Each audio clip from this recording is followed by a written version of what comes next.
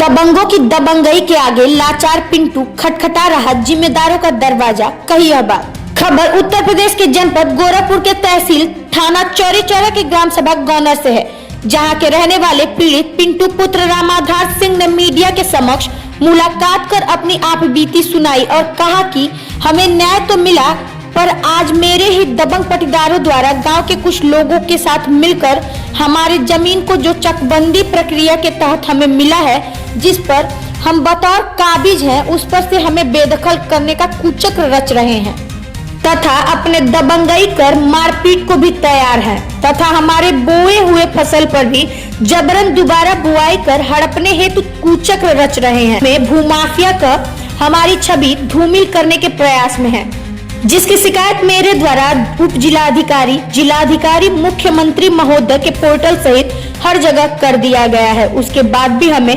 स्थानीय थाने से सुरक्षा की गुहार लगाने पर कोई मेरी पीड़ा नहीं सुन रहा है, क्योंकि हम गरीब हैं और दबंगों द्वारा हमारे जमीन हड़पने के लिए हर तरह का हथकंडा अपनाया जा रहा है और वह हर बार वह हमारे परिवार को जान से मारने की धमकी भी देते हैं, पर हमारी कोई सुनता तक नहीं है। वह सर्कस मनबड़ व्यक्ति हर जगह रुपए का धौंस दिखा हमें परेशान व उत्पीड़ित कर रहे हैं। सरकार से गुहार है कि हम गरीब की सुरक्षा करते हुए दबंगों पर उचित कार्रवाई करावें। इसको लेकर देखें क्या कहते हैं मीडिया से पीड़ित पिंटू का लड़का, सुनते हैं उसके पीड़ा की कहानी उसी की जुबानी। बोलो जी, क्या मामला है कि आप अधिकारियों का चक्कर लगा रहे हैं?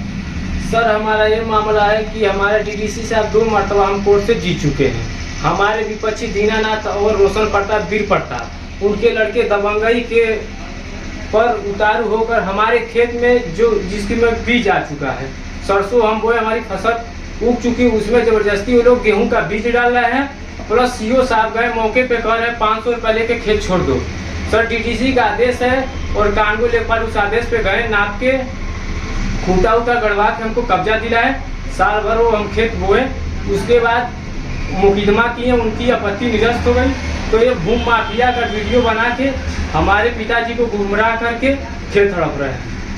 भू माफिया की बात जो सामने है, तो ऐसे में भू माफिया का दर्जा क्यों आपको दे रहे हो? भू माफिया का दर्जा इसलिए दे रहे हैं कि हम कब्जा कर लेंगे, लोगों में अफवाह फैला देंगे कि भू माफिया हैं और उन पे कब्जा कर लेंगे खेत अपना। आप कब से उस खेत पे काबिज हैं? हम उस खेत पे साल भर से मिला, हमको साल भर से हम जोत बो रहे हैं। इसके पहले क्या स्थिति थी? इसकी पहले कोई स्थिति नहीं थी। वो बचत हमको मिला 4 पे 29 पैसा का मालियत हमारा छूट गया, वही हमको डीडीसी साहब देखते हुए हमको दिए। कोर्ट से आदेश आया, उस पर कानगो लेखपाल गए, मौका देख कर नापे, पैमाइश किए। जहीर कानगो थे, विजय लेखपाल थे, नाप के हमको दिए, जो बहुत पुराने हैं। तो क्या कहना चाहते हैं? कहना यही चाह रहे हैं सर कि मान लीजिए अगर इसी तरफ जबरन चलता रहा तब तो कहाँ देश का विकास हो पाएगा। इसी तरह भू माफिया का वीडियो बनाकर अगर किसी का खेत हड़प लिया जाए, किसी का घर हड़प लिया जाए, तो कैसा सरकार या कैसा न्याय, कहाँ मिलेगा गरीबों का न्याय? अधिकारियों से क्या? अधिकारियों के पास जा रहे हैं तो कोई सुनवाई नहीं हो रहा है, थाने जा रहे हैं तो थाने पे भी नहीं सुनवाई हो रहा है। 1076 पे फोन किए हैं तो वहाँ से कुछ सुनवाई होने का कार्य आया, तो थाने पे फोन आया, तो फोन गए तो सीओ साहब कह रहे हैं कि 1 हफ्ते के बाद कुछ किया जाएगा। और दूसरे का जमीन हमको नाप के दे देना, सीओ साहब कह रहे हैं कि तुम ले लो। कैसे हम दूसरे का जमीन ले लें? डीडीसी का आदेश, उस आदेश के उल्लंघन करके हुए नाप के हमको दीजिए। 560 बड़ा सरचक है और उन जितने चकदार हैं उनकी सबकी वो क्या बोलते हैं,